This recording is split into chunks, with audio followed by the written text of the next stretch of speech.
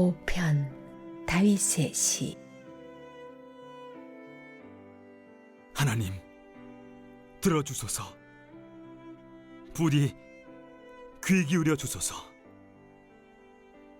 신음하고 울부짖으며 두서없이 쏟아내는 나의 말을 알아들으시겠는지요? 왕이신 하나님, 주님의 도움이 필요합니다. 아침마다 주님, 내 기도 들으시겠지요?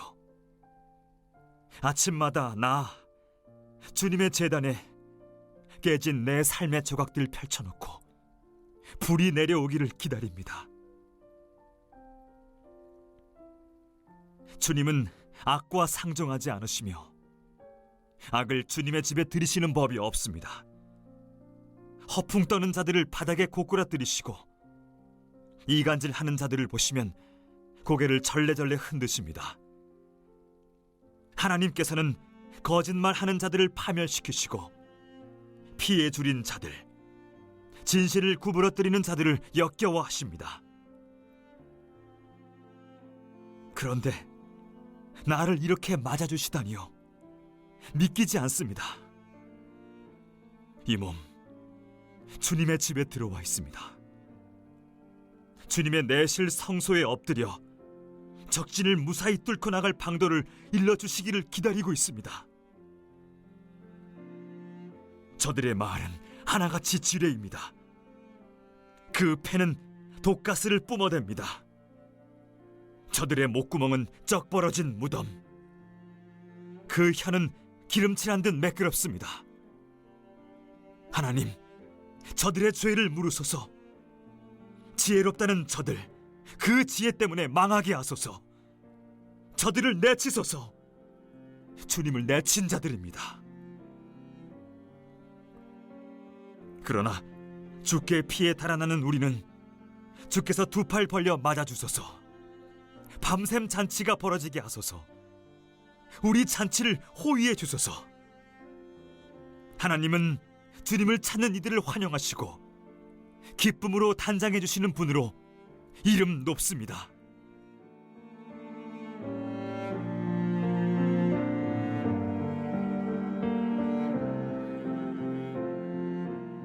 왕이신 여호와, 죄악과 여호와, 의인의 복에 대해서 묵상해 보시기 바랍니다. 1절 3절입니다. 시인은 마음속에 주체할 수 없는 괴로움을 가지고 하나님 앞에 나옵니다. 세 개의 명령형 동사를 병행해서 하나님께 간구합니다. 말에 귀를 기울이시고 심정을 헤아려 주시고 부르짖는 소리를 들어주시고, 하나님께 자신의 말뿐 아니라 말로 다 표현할 수 없는 마음속에서 터져나오는 탄식 소리를 헤아려 주시고 부르짖음을 들어주시기를 간구합니다. 이때 시인은 하나님을 나의 왕, 나의 하나님이라 부릅니다. 하나님이 모든 것을 다스리고 계신다는 것에 대한 신앙 고백이고요. 고대 사회에서 왕이 재판장이었으므로 하나님께서 의롭게 심판하실 것에 대한 확신의 표현입니다. 그는 모든 것을 다스리시고 의롭게 재판하실 진정한 왕이신 하나님께 자기 사정을 아뢰입니다. 아침에 주께서 내 기도를 들으실 것이므로 아침에 기도하겠다 합니다. 아침이라는 표현이 아침 제사 시간이거나 구원을 간구하는 시인의 열렬함에 대한 표현일 수 있는데, 아마도 어두운 고통의 시간이 물러가고 구원의 빛이 밝아오는 시간을 말하는 것으로 해석할 수도 있을 것 같습니다. 하나님께서 구원의 시간에 그의 기도를 응답하실 것을 기대하며 시인은 주를 기다립니다. 4절 6절입니다. 시인은 1절 3절에서 내 기도를 들어주시라고 간구하다가 4절에서 갑자기 하나님은 죄악을 기뻐하는 신이 아니라고 선언합니다. 원문에는 왜냐면이라는 말이 들어있는데요.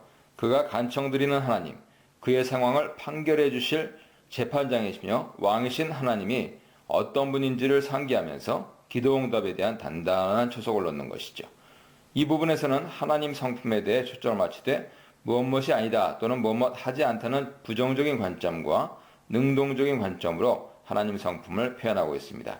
4절부터 5절 상반절의 부정적 관점에서는 주님은 죄악을 기뻐하지 않으시고 악이 주와 함께 머물지 못하고 오만한 자들이 주의 목전에 서지 못한다 합니다. 5절 하반절부터 6절까지 능동적 관점에서는 주님은 행악자를 미워하시고 거짓말하는 자를 멸망시키시고 피 흘리는 자와 속이는 자를 싫어하신다 합니다. 특히 죄악에 대해 주님이 기뻐하시지 않고 미워하시고 싫어하신다 하는 세 개의 감정적이고 정서적인 표현을 사용함으로써 악을 전적으로 거부하시는 거룩하신 주님의 성품을 강조하고 있습니다. 햇볕에 눈이 곧바로 녹아버리듯이 악은 거룩하신 주님과 잠시라도 공존할 수 없습니다. 4절에 악이 주와 함께 머물지 못하며 에서 머물다 구르는 오래 지속적으로 거주하다 하는 그런 뜻보다는 유목민들이 돌아다니며 한 장소에 일시적으로 머무는 것을 말합니다. 그러므로 머물다라는 동사를 통해서 악이 잠시라도 거룩하신 주와 함께 할 수 없음을 강조하고 있는 것이죠.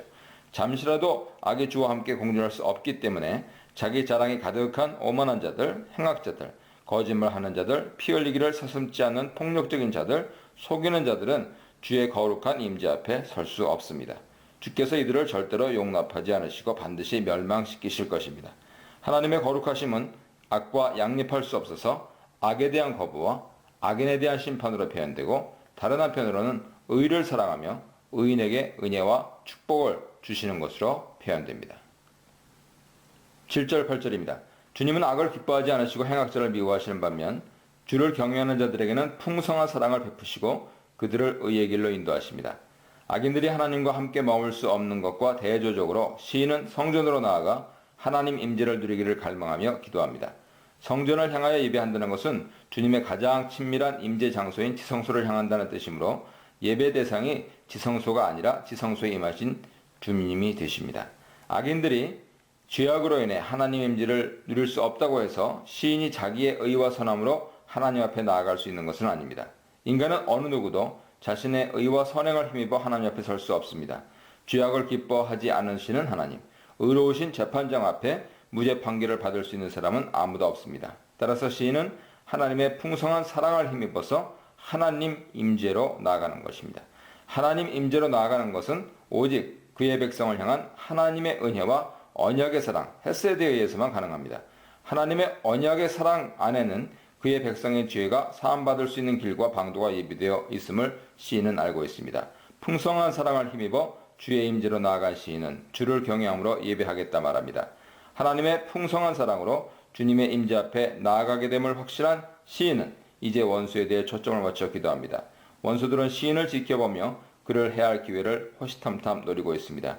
시인은 주의 의로 인도해 주시고 주의 길을 곧게 해주시기를 기도합니다.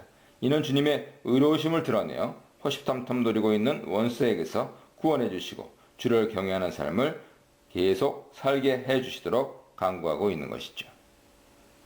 9절 10절입니다. 8절에 언급한 시인의 원수들에 대해 9절은 구체적으로 설명합니다. 그들의 말은 전혀 신뢰할 수 없고 속마음은 파멸과 파괴적인 것으로 가득 차 있습니다. 그들은 사람들을 중상모략하여 모두 멸망과 죽음에 이르게 합니다. 그들의 마음과 입에서 나오는 것은 모두 멸망과 죽음의 도구들이죠. 시인은 원수들을 정죄하시고 그들이 세운 파괴적인 함정에 그들 스스로가 빠지게 해달라고 하나님께 간구합니다. 그리고 그들이 많은 죄악을 행하였으므로 그들을 하나님 백성의 공동체에서 쫓아내시길 기도합니다. 이 시인의 원수는 단지 개인의 원수가 아닙니다. 의로운 자를 해치는 것은 곧 하나님을 공격하는 것이고 하나님께 대한 반역이므로 공공의 적입니다. 11절로 12절입니다. 10절에 주를 배역하는 자들, 11절에 주께 피하는 자들이 대조되고 있죠. 주를 배역하는 원수들은 자신들이 세운 파괴적인 계획에 스스로 빠져 파멸하지만 주께 피하는 자들은 주의 보호를 받게 될 것이고 영원히 기뻐 외칠 것입니다. 주께 피하는 자는 주를 의지하는 자고 주께 자신의 전 존재와 미래를 맡기는 자입니다. 이런 자들은 자기를 사랑하는 자가 아니고 주를 사랑하는 자입니다. 이름은 곧 자신을 가리키므로 주의 이름을 사랑하는 것은 곧 주를 사랑하는 것입니다. 주를 거역하는 자들은 멸망당할 것이나 주를 사랑하는 자들은 주 안에서 즐거워할 것입니다. 여호와께서 의인에게 복을 주시고 방패로 온몸을 보호하시듯이 은혜로 그를 감싸서 완전하게 보호해 주실 것입니다.